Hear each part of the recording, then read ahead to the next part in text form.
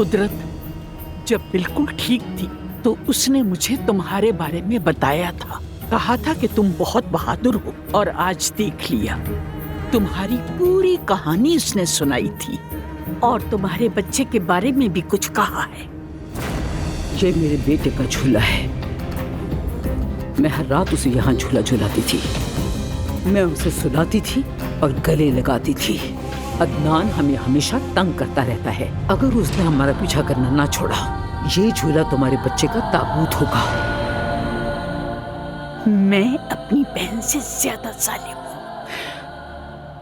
एक एक करके तुम्हारे खानदान को खत्म कर सकती हूँ। बेहतर है कि अपने शौहर और खुद को काबू में रखो। निकालो इसे यहाँ से। जाओ। तुम्हें अपने किए का हिसाब देना ही पड़ेगा। सोहा, इनसे बिल्कुल मत डरना।